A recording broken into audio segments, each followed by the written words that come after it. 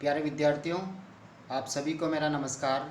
मैं डॉक्टर नेमीचंद कुमावत, सहायक आचार्य हिंदी विषय, राजकीय महाविद्यालय की आपके SBA पार्ट थर्ड विषय हिंदी साहित्य के प्रथम प्रश्न पत्र की इस ऑनलाइन कक्षा में मैं आप सभी का हार्दिक अभिनंदन और स्वागत करता हूं। प्यारे विद्यार्थियों, आपके हिंदी साहित्य के प्रथम प्रश्न पत्र में आधुनिक काव्य का इतिहास पाठ्यक्रम में है, जिसमें आधुनिक काल की विविध काव्य धाराओं की प्रमुख प्रवृत्तियाँ और कवियों की संक्षिप्त परिचय से संबंधित एक 12 अंकों का प्रश्न आता है, जिसमें पिछली ऑनलाइन कक्षाओं में हमने भारतेंदु युग के प्रमुख कवि और उनकी प्रमुख प्रवृत्तियाँ, द्विवेदी युग के प्रमुख कवियों का संक्षिप्त परिचय और द्विवेदी युगीन प्रमुख प्रवृत्तियों के बारे में विस्तार से चर्चा की है। और हाल ही में 2-3 क्लास जो हुई है अभी आपकी ऑनलाइन कक्षा, उसमें छायावाद की पृष्ठभूमि, छायावाद का अर्थ, छायावाद के प्रमुख कवियों का संक्षिप्त परिचय और छायावाद की प्रमुख काव्य प्रवृत्तियाँ, इन पर हमने विस्तार से पढ़ा है। और आज हम आधुनिक काल की जो काव्य धाराएँ हैं, भारतेंदु युग, द्विवेदी युग, छायावाद, प्रगतिवाद, प्रयोगवाद, नई कविता, सार्वत्रिक कविता, उसी क्रम को आगे बढ़ाते हुए भारतेंदु युग, द्विवेदी युग और छायावाद को हम पढ़ चुके हैं। आज हम प्रगतिवाद को आरंभ करने जा रहे हैं। इस प्रगतिवाद के प्रमुख कवियों के संक्षिप्त परिचय और उनकी प्रवृत्तियों के बारे में हम विस्तार से पढ़ेंगे। और इस कक्षा में पुनः आपका हार्दिक अभिनंदन और स्वागत। प्रगतिवाद के जो प्रमुख कवि हैं, उनमें प्रमुख कवियों में रामेश्वर करुण जी का नाम वैसे नहीं आता है, लेकिन इनकी जो है कुछ 2 रचनाएं यहाँ दी हुई है। करुण सतसई जो 1934 में ब्रज भाषा में रचित है, ये भी प्रगतिवाद की सीमा में नहीं आती, क्योंकि प्रगतिवादी काव्य धारा जब छायावाद का अंत होता है 1918 से 1936, अंतिम समय सीमा 1936, और 1936 में प्रगतिशील लेखक संघ की स्थापना लंदन में होती है और उसका पहला अधिवेशन 1936 में लखनऊ में होता है और प्रेमचंद जी उसके अध्यक्ष बनते हैं। तो चिनगारी और तमसा, ये एक प्रगतिवादी रचना इनकी रामेश्वर करुण जी की हैं। लेकिन जब प्रगतिवाद के प्रमुख कवियों की जब हम चर्चा करते हैं, तो उनमें जो प्रमुख नाम आता है वो केदारनाथ अग्रवाल जी का है, क्योंकि केदारनाथ अग्रवाल, बाबा नागार्जुन और त्रिलोचन शास्त्री, इन तीनों को प्रगतिवाद की वृहत त्रयी के रूप में जाना जाता है। ये 3 कवियों का समूह वृहत त्रयी कहलाता है। केदारनाथ जी का जन्म 1911 ईस्वी और इनका निधन 2000 ईस्वी में हुआ है। और इनके जो प्रमुख काव्य हैं, पहले विद्यार्थियों ध्यान से देखिए। नींद के बादल, युग की गंगा, लोक और आलोक, फूल नहीं रंग बोलते हैं, आग का आईना, पंख और पतवार, हे मेरी तुम, और मार प्यार की थापें, जमुन जल तुम, अपूर्वा, समय समय पर, वसंती हवा, गुल मेहंदी, कहें केदार खरी खरी, आत्मगंध, बम्बई का रक्त स्नान, जो शिलाएं तोड़ते हैं, बोले बोल अबोल। अब ये लगभग यहाँ पर 18 काव्य संग्रह इनके दिए हुए हैं, कविताओं के संग्रह हैं, कविताओं के संकलन हैं, जो प्रगतिवादी कवि केदारनाथ अग्रवाल जी के ये हैं। प्यारे विद्यार्थियों, इनमें से आप 5-7 रचनाएँ ही याद कर लें, अच्छी तरह से याद कर लें। और जब प्रगतिवाद के संक्षिप्त कवियों का संक्षिप्त परिचय देते हुए प्रगतिवादी काव्य प्रवृत्तियों का वर्णन कीजिए, तो प्रत्येक कवि की 4-4, 5-5 रचनाएं, आप महत्वपूर्ण जो रचनाएं, एक तरह से इसमें से जो आपको याद रह सकती हो आप याद कर लें। दूसरी जो महत्वपूर्ण कवि आते हैं वो है बाबा नागार्जुन। 1911 में इन्हीं का भी जन्म और 1998 ईस्वी में इनका निधन। और इनका जो मूल नाम है वो वैद्यनाथ मिश्र जी हैं, और ये मैथिली भाषा में यात्री उपनाम से लिखा करते थे। इनकी जो काव्य रचनाएं हैं वह है युगधारा, सतरंगे पंखों वाली, प्यासी पथराई आँखें, तालाब की मछलियाँ, तुमने कहा था, खिचड़ी विप्लव देखा हमने, हजार हजार बाहों वाली, पुरानी जूतियों का कोरस, रत्न गर्भ, ऐसे भी हम क्या, ऐसे भी तुम क्या, ऐसा क्या कह दिया मैंने इस गुब्बारे की छाया में, भूल जाओ पुराने सपने अपने खेत में। ये सभी नागार्जुन जी के काव्य संग्रह हैं। एक अच्छे उपन्यासकार भी हैं, आंचलिक उपन्यासों की रचना भी इन्होंने की है, जैसे बाबा बटेश्वर नाथ, इस तरह के उपन्यास इन्होंने लिखे हैं। और भस्मांकुर इनका एक खंड काव्य है। और चौथे कवि की ओर हम आगे बढ़ते हैं और वह है डॉक्टर रामविलास शर्मा जी। वैसे रामविलास शर्मा जी जो है एक प्रगतिवाद के एक बहुत बड़े आलोचक रूप में विख्यात हो जाते हैं। कवि के रूप में इन्होंने बहुत कम रचनाएं लिखी हैं। रूप तरंग और प्रगतिशील कविता की पृष्ठभूमि, रूप तरंग और प्रगतिशील कविता की समस्याएं, इस तरह से एक पुस्तक है इनकी जो रूप तरंग में इनकी कविताएं संकलित हैं। ऋतु संगार, सदियों के सोए जाग उठे इस काल की वेला में, ये सदियों के सोए जाग उठे में स्वाधीनता आंदोलन के दौरान की रचनाएं लिखी हुई है। तो इस तरह से इनके ये 4 काव्य संग्रह यहाँ पर हमारे सामने हैं और एक बड़े प्रगतिशील आलोचक के रूप में ये विख्यात हो गए हैं। 1912 में इनका जन्म और 2000 ईस्वी में इनका निधन। और फिर जो प्रगतिशील काव्यधारा, प्रगतिवादी काव्यधारा के जो वृहत्त्रयी कवियों में आते हैं वो त्रिलोचन शास्त्री जी हैं। 1917 में इनका जन्म, 2007 में इनका निधन। धरती इनका एक पहला काव्य संग्रह 1945 में प्रकाशित हुआ था, जिसमें आरंभिक सभी कविताओं का संकलन है।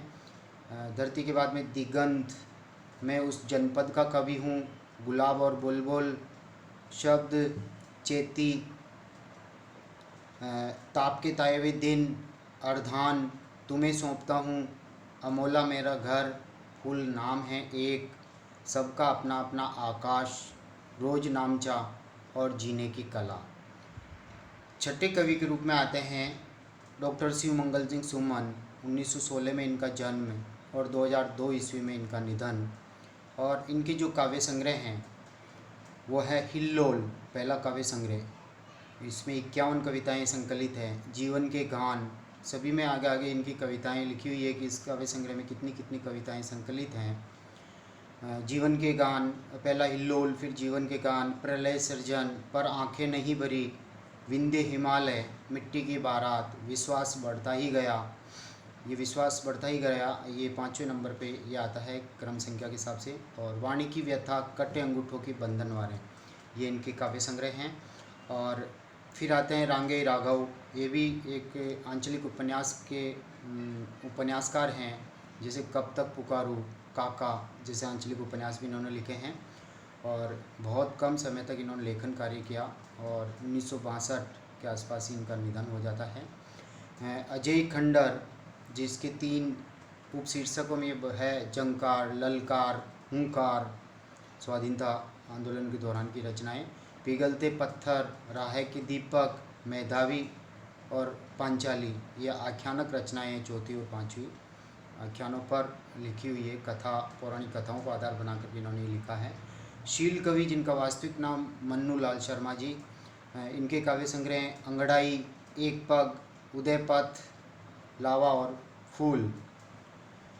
डर अब नहीं लुटेरों का है, भय अब नहीं बघेरों का है, जैसी काव्य पंक्तियाँ। और एक और पंक्ति इनके नीचे लिखी हुई है, देश हमारा धरती अपनी, हम धरती के लाल, नया संसार बसाएंगे, नया इंसान बनाएंगे। मानवतावादी भावनाएं यहाँ पर देखने को मिल रही हैं। इसके बाद में कवि आते हैं महेंद्र भटनागर जी। इनके जो काव्य संग्रह हैं वो देखिए, तारों के गीत, टूटती श्रृंखला, बदलता युग, अभियान, अंतराल, विहान, नई चेतना, मधुरिमा, जिजीविषा, संतरण, संवर्त, संकल्प, जूझते हुए। महेंद्र भटनागर जी के बाद में सुदर्शन चक्र जी, और इनके जो काव्य संग्रह हैं देखिए 5, मजदूरों की रणभेरी, लाल सेना की विजय, यानी साम्यवाद की प्रशंसा हुई है इसमें, साम्यवाद का शिव तांडव, सच्ची कविताएं, कम्युनिस्ट कवितावली, जैसे काव्य संग्रह सुदर्शन चक्र जी ने लिखे हैं। और डॉक्टर रणजीत जी, देखिए ये सपने, ये प्रेत, जमती बर्फ, खोलता खून, इतिहास का दर्द, इतना पवित्र शब्द, जुलसा हुआ रक्त कमल। और देखिए पदम सिंह शर्मा, कमलेश, तू युवक है, डूब के आंसू, धरती पर उतरो। प्यारे विद्यार्थियों, यहाँ 12 कवियों के काव्य संग्रह पर हमने चर्चा की है। और आप ध्यान रखें कि यदि प्रगतिवाद के प्रमुख कवियों में नाम आता है तो केदारनाथ अग्रवाल, बाबा नागार्जुन, त्रिलोचन शास्त्री, ये 3 तो महत्वपूर्ण है ही, क्योंकि प्रगतिवादी काव्यधारा के वृहत्त्रयी कवियों के रूप में इनका नाम गिना जाता है। इनके अतिरिक्त जो कवि आते हैं जैसे गजानन माधव मुक्तिबोध भी प्रगतिशील कवियों में आते हैं, लेकिन वो प्रयोगवाद में संकलित हैं। और रामविलास शर्मा जी, डॉक्टर शिव मंगल सिंह सुमन, डॉक्टर रणजीत, इस तरह के, डॉक्टर महेंद्र भटनागर, तो कम से कम 7-8 कवियों, महत्वपूर्ण 7-8 कवियों की 5-5, 7-7 रचनाएं आप याद रख के यदि परीक्षा में लिखे तो मैं कह रहा हूँ पूरे में से पूरे नंबर आपके आएंगे, क्योंकि आपके BA 3rd का स्तर यही है।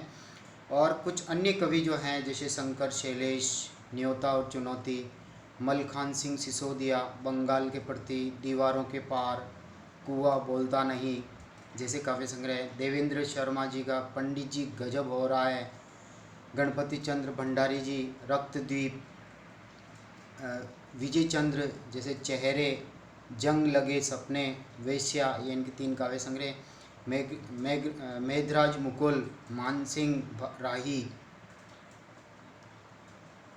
और मनुज देपावत, विप्लव गायन, नारायण विद्रोही, केरल में मत हाथ लगा, केरल में मत हाथ लगा, पूंजी के पहरेदार, कुंज बिहारी पांडे, उपवन, ये हैं प्रगतिवाद के कुछ कवि।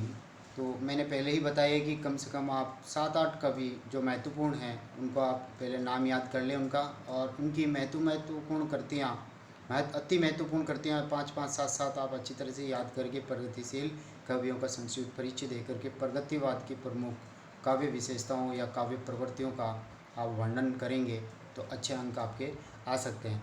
अब हम जब भी प्रगतिवाद को जब आरंभ करते हैं तो सबसे पहले अपने को भूमिका लिखनी होती है कि प्रगतिवाद क्या है, किसे कहते हैं प्रगतिवाद। तो यहाँ थोड़ी सी मैंने पृष्ठभूमि दी है। प्रगतिवाद का जो कालखंड है, समय है, वो 1936 ईस्वी से 1943 ईस्वी तक, क्योंकि 1943 ईस्वी में प्रयोगवाद का आरंभ हो जाता है। प्रयोगवाद के प्रवर्तक अज्ञेय जी के नेतृत्व में प्रथम तारसप्तक का प्रकाशन हो जाता है, जिसमें 7 कवियों की कविताएं संकलित होती है। अब देखिए कुछ महत्वपूर्ण बिंदु। राजनीति के क्षेत्र में जो विचारधारा साम्यवाद या मार्क्सवाद कही जाती है, साहित्य के क्षेत्र में वही विचारधारा प्रगतिवाद के नाम से जानी जाती है। इसको अच्छी तरह से याद कर लें आप कि प्रगतिवाद किसे कहते हैं। कि राजनीति में जो विचारधारा साम्यवाद और मार्क्सवाद के रूप में प्रचलन में रही है, और साहित्य के क्षेत्र में उसी विचारधारा का अनुरूप जो साहित्य लिखा गया, जो कविताएं लिखी गई, उस विचारधाराओं को कविताओं में उतारा गया, उस साहित्य को हम प्रगतिवाद के नाम से जानते हैं। सामान्यतः मजदूर वर्ग, दलित वर्ग और किसान वर्ग को दृष्टि में रखकर, यानी इनके प्रति सहानुभूति व्यक्त करते हुए शोषकों के खिलाफ आक्रोश जहाँ व्यक्त किया गया था, और ऐसा साहित्य जो हिंदी में लिखा गया उसे प्रगतिवादी काव्य कहा जाता है। कुछ विद्वान इसे सामाजिक यथार्थवाद के नाम से भी पुकारते हैं, क्योंकि इससे पहले की जो कविता छायावाद थी वो कल्पना पर आधारित, और ये प्रगतिवाद जो है वो यथार्थ पर आधारित है। अब देखिए प्रगतिवाद की स्थापना कैसे होती है। श्री मुल्कराज जी आनंद और सज्जाद जहीर, ये नामक 2 जो भारतीय विचारक जो लंदन में रहते थे, इन्होंने 1935 ईस्वी में लंदन में एक प्रगतिशील लेखक संघ की नामक शीर्षक संस्था की स्थापना की, और इस संस्था का जो प्रथम अधिवेशन भारत में होता है 1936 ईस्वी में लखनऊ में, और मुंशी प्रेमचंद जी इसके प्रथम अध्यक्ष बनते हैं, और उनके नेतृत्व में या अध्यक्षता में ये लखनऊ में 1936 में सम्मेलन आयोजित हुआ था, और 1936 से ही प्रगतिवाद का आरंभ माना जाता है। प्रेमचंद जी ने सभापति के रूप में भाषण देते हुए कहा कि साहित्य केवल मनोरंजन की वस्तु नहीं, ध्यान दीजिए, साहित्य केवल मनोरंजन की वस्तु नहीं, उसका लक्ष्य समाज हित होना चाहिए। आगे चलकर रविंद्रनाथ टैगोर जी ने भी 1938 ईस्वी में इस संघ के अधिवेशन की अध्यक्षता की थी। अब देखिए छायावाद और प्रगतिवाद में क्या अंतर है। मैंने उसी तरह से आपको भारतेंदु युग और द्वितीय युग जब पढ़ा तो भारतेंदु युग में द्वितीय युग में भी अंतर बताया, और जब आपके छायावाद जब आपने पढ़ा तो मैंने द्वितीय युग और छायावाद में भी अंतर बताया। अब आप प्रगतिवाद पढ़ रहे हैं तो मैंने इसकी पहली काव्यधारा छायावाद और प्रगतिवाद में भी अंतर बताया है, और फिर भी मैं एक बार और अंतर आपको बता रहा हूँ। छायावादी कविता का उद्देश्य स्वांत सुखाय था, यानी माना जाता है।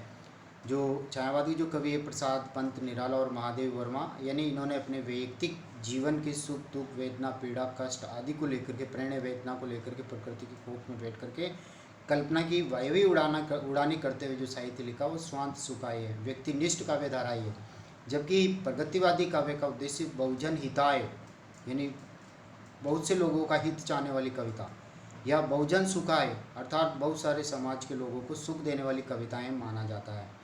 तो एक व्यक्तिनिष्ठ है और एक समष्टिनिष्ठ है, यानी एक व्यष्टि व्यक्ति को महत्व देती है, एक समष्टि समाज को महत्व देती है। तो प्रगतिवाद समष्टि प्रधान काव्यधारा और छायावाद व्यष्टि प्रधान यानी व्यक्ति प्रधान काव्यधारा है। छायावादी कविता में वैयक्तिक भावना की प्रबलता है, ये बात आ गई जो मैं चर्चा कर रहा हूँ। जबकि प्रगतिवादी काव्य में सामाजिक भावना की प्रबलता दिखाई देती है। छायावाद कल्पना पर आधारित छायावाद तो कल्पना पर आधारित रहा है, जबकि प्रगतिवाद ठोस यथार्थ पर आधारित है। इसलिए ही इस प्रगतिवाद को सामाजिक यथार्थ का काव्य कहा जाता है। और इसमें मूलतः किसानों और मजदूरों, दलित, निम्न वर्ग जो शोषित हो रहा है, शोषित वर्ग के प्रति सहानुभूति व्यक्त की और उनके दर्द, उनकी पीड़ा को सहलाने की कोशिश की और उनका यथार्थ चित्र समाज के सामने रखा। और जो शोषक वर्ग है, जो पूंजीपति वर्ग है, उनके खिलाफ इन्होंने आक्रोश व्यक्त किया अपनी कविताओं में। और इस पूंजीपति वर्ग को समाप्त करके एक तरह से कार्ल मार्क्स जिस तरह से चाहते हैं कि सर्वहारा वर्ग की स्थापना करना, समाज में समानता की स्थापना करना, और यही प्रवृत्ति जो है प्रगतिवाद में हमें देखने को मिलती है। यानी कहने का तात्पर्य प्रगतिवाद जो है वो मार्क्सवाद की विचारधारा से अनुप्राणित है और मार्क्सवादी विचारों को कविताओं में जिस साहित्य में उतारा गया उसी साहित्य को हम प्रगतिवाद के नाम से जानते हैं। तो प्यारे विद्यार्थियों, आज की इस ऑनलाइन कक्षा को यहीं समाप्त करते हैं। जय हिंद, जय भारत।